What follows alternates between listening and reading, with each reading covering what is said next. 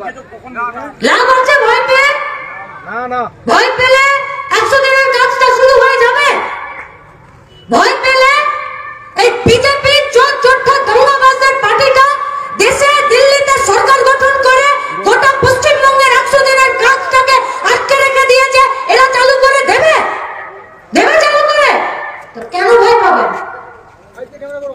কেউ দেয় নাকি বাড়িতে 25 কিলো চালের বস্তা আমাদেরকে ভাত ফুটিয়ে খেতে? কেউ দেয় নাকি? রোগ হয়ে গেলে 2 টাকা ওষুধ কিনতে, বাড়ির চাল ফুটো হয়ে গেলে কেউ এসে বলে নাকি যে এই নে তোর আবাস যোজনার ঘরের টাকাটা পকেটে ভরে রেখেছিল, মাস দিয়ে দিলাম? খেটে খায়, খেটে, কাউকে ভয় পেতে শিখিনি। মইদুল না ডিওয়াইএ পায়, মইদুল না ডিওয়াইএ পায়, পিঠ দেখিয়ে পালাতে শিখিনি। সামনে দাঁড়িয়ে বুক পেতে লড়তে শিখেছি। 2021 ফেব্রুয়ারি মাসে কলকাতার ধর্মতলায় ডোরিনা ক্রসিং এ যখন 10টি বামপন্থী ছাত্র যুব সংগঠনরা কাজের দাবিতে, কারখানা খোলার দাবিতে লড়াইয়ে গিয়েছিল, তো 16 জন পুলিশ মিলে মইদুলকে কুকুরের মতন ঘিরে পিটেছিল। মইদুল পারত জালি বিজেপি শুভেন্দুর মতো বলতে যে ডোন্ট টাচ মি, পারত বলতে, বলেন। কারণ এই ঝান্ডাটা আমাদেরকে পিঠ দেখাতে শেখায়নি, এই ঝান্ডাটা সামনে এগিয়ে যেতে শিখিয়েছে। আর তাই মার খেয়েছে, কিন্তু ঝান্ডাটা কাঁধ থেকে নামতে দেয়নি। আমরা সেই মইদুল ডিওয়াইএফআই কর্মী। যখন তাকে খুঁজে পেয়েছিলাম তখন পাগুলো আছাড় দিয়ে বলেছিল আমি আর বাঁচব না। মইদুল বলেনি গো আমি আর বাঁচবনি, বলছি আজকে আমাদের গোটা দেশের, গোটা রাজ্যের খেটে খাওয়া মেহনতি মানুষ, ছাত্র যুবরা বলছে না। একটা রোগ হোক তো, ইন্দাস হসপিটালে গেলে খসখস করে রেফার লিখে দেবে, যেন 2 টাকা কিলোতে বিক্রি হচ্ছে রেফারের সার্টিফিকেট। বাঁকুড়া হসপিটাল, আরে সুস্থ রোগী গেলে ওখানে রোগগ্রস্ত অসুস্থ হয়ে যাবে, এমন হসপিটালটার অবস্থা। শীতের দিনে এক ডিওয়াইএফআই কমরেডকে মাওবাদীরা গুলি করে দিল। আছে আমাদের পুরুলিয়া জেলার নেতা সুনীল মাহাতো, প্রদীপকে নিয়ে, সুনীলকে নিয়ে ভোরবেলায় ঠান্ডার রাতে যখন বাঁকুড়ার হসপিটালে পৌঁছালাম, তখন শুধু আমাদের কমরেডের পরিবারটা নয়, অসংখ্য হাজার হাজার রোগী, অসুস্থ মানুষ বাঁকুড়া হসপিটালটার বাইরে ঠান্ডায় কাঁপছে।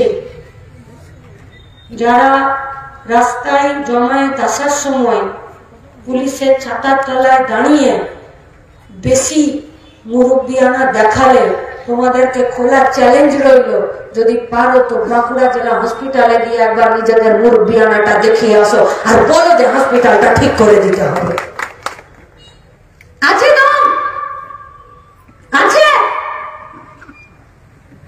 কিন্তু দেখুন দামোদর নদের বালি হেভি লোডের গাড়ি পার করতে কিন্তু বিরাট দাম আছে।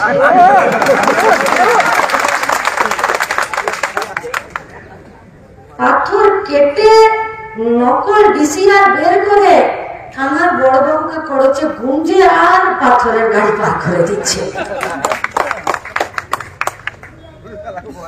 আপনি আপনার ব্লক অফিস অভিযান করুন, যাবে 4টা ভোট ফিল করে যাবে, কাজ দিতে হবে। বড়বাবুর কি সক্রিয়তা! আমি কিন্তু ইন্দাস থানার বড়বাবু বলছি না, বড়বাবু মানে সব জাত বড়বাবুরা যারা থানাগুলোকে তৃণমূলের পার্টি অফিস বানিয়ে রেখেছে, তাদেরকে বলছি, তাদেরকে বলছি একটা ব্লক অফিস ডেপুটেশন করুন, পঞ্চায়েতের অফিসে যান, ডিএম এর অফিসে যান, एसपी ऑफिस जान, civil caste civil type certificate बनाने के लिए उस ऑफिस में जाइए, आर्टिकल को लेकर जाइए, जादवपुर को लेकर जाइए। आपने तो डंगर की जोर मारी सत्ती, কিন্তু হেভি লোডের কয়লা আর পাথর আর বালির গাড়ি দেখলে কেমন যেন ইঁদুরের গর্তে ঢুকে যায়, তখন আর এদের দম বেরোবে না। সিপিপি ওরে বাপরে বাপ, এ তো সব এক একজন আইপিএস এর বড় বেটা আর মেজো বেটা আর ছোট বেটা কেউ দাঁড়িয়ে থাকে। मोटरसाइकिल वाला जीना हराम करके रख दिया ये लोगों का। टोटो चलाते हैं ये सीपीडीएफ वाले उन लोगों का जीना हराम करके रख दिए हैं। पिकअप लेकर जाते हैं हर 20 मीटर पे 200 मीटर पे ये लोग उन लोगों को रोकता है और ततক্ষণ ना गांधी जी দেখা পাচ্ছে ততক্ষণ ছাড়বে উনকে বাচ্চারা পশ্চিমবঙ্গে যতদিন মমতা ব্যানার্জির সরকার আছে 1,30,000 সিভিক ভলেন্টিয়ারকে নিযুক্ত করেছে। চাকরি পার্মানেন্ট না, বেতনের পার্মানেন্ট না। কত বছর অবধি চাকরি করবে? এমনিতে 60 কমপ্লেন এলে কালকে ছাড়িয়ে দেবো। পেনশন না, রোডে অ্যাক্সিডেন্ট হয়ে গেলে হসপিটালে ভর্তি করবো না। কিসের জন্য বাবা এত তোমরা দাবিদারি করছো মমতা?